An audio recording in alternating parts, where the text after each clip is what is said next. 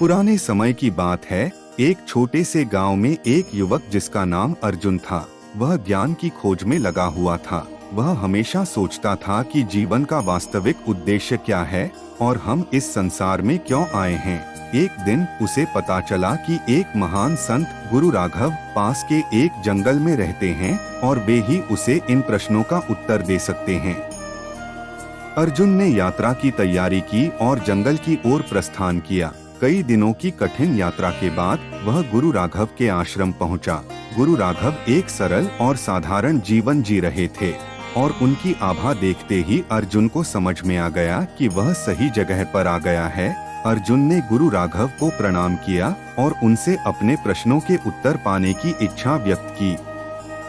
गुरु राघव ने मुस्कुराते हुए कहा, पुत्र, सत्य की खोज एक कठिन यात्रा है, लेकिन यदि तुम में धैर्य और समर्पण है तो तुम अवश्य ही अपने उत्तर पा सकोगे।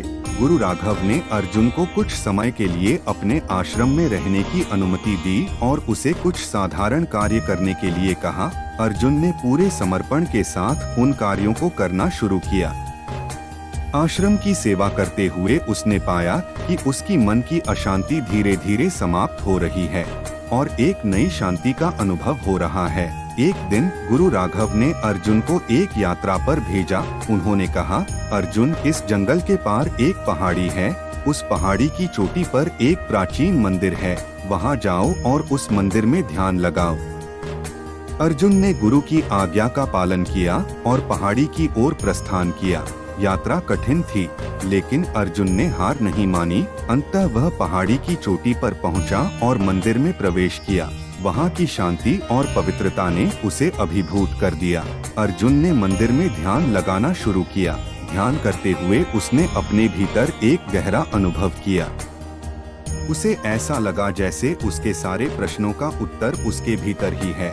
उसने महसूस किया कि सच्चा ज्ञान बाहरी चीजों में नहीं, बल्कि हमारे भीतर है। उसने जाना कि जीवन का उद्देश्य आत्मज्ञान प्राप्त करना और सभी प्राणियों के प्रति प्रेम और करुणा का भाव रखना है। जब अर्जुन वापस आश्रम लौटा तो गुरु राघव ने उसकी आंखों में चमक और संतोष देखा। उन्होंने कहा, अर्जुन, तुमने अपने भीतर की यात्रा पूरी कर ली है।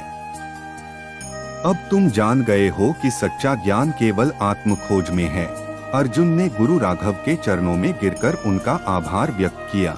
उसने अपने जीवन का उद्देश्य समझ लिया था और वह अब अपने गांव लौटकर वहां के लोगों को भी इस ज्ञान की ज्योति से प्रकाशित करने के लिए तत्पर था। अर्जुन ने अपने गांव में एक छोटा सा आश्रम बनाया और वहां के लोगों को आत्मज्ञान और सच्चे प्रेम का मार्ग दिखाने लगा। उसने सभी को सिखाया कि सच्चा सुख और शांति केवल आत्मज्ञान में ही है। अर्जुन के प्रयासों से गांव में एक नई ऊर्जा और शांति का संचार हुआ और सभी लोग एक दूसरे के प्रति प्रेम और करुणा का भाव रखने लगे। इस तरह अर्जुन ने अपनी ज्ञान की खोज पूरी की और अपने जीवन को सच्चे अर्थों में सार्थक बना लिया।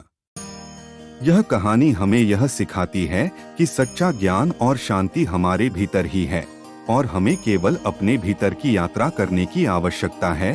प्रिय बच्चों और दर्शकों, इस आध्यात्मिक कहानी से हमें यह सीखने को मिला कि सच्चा ज्ञान और शांति बाहरी दुनिया में नहीं, बल्कि हमारे भीतर ही है। आत्मज्ञान ही जीवन का वास्तविक उद्देश्य है और हमें इसे प्राप्त करने के लिए अपने भीतर की यात्रा करनी चाहिए। अगर आपको यह कहानी पसंद आई हो तो हमारे चैनल को लाइक, शेयर और सब्सक्राइब जरूर करें। हम आपके लिए और भी प्रेरणादायक और शिक्षाप्रद कहानियाँ लाते रहेंगे। कमेंट में हमें बताएं कि आपको यह कहानी कैसी लगी और आप कौन सी अन्य कहानियाँ सुनना चाहेंगे। धन्यवाद।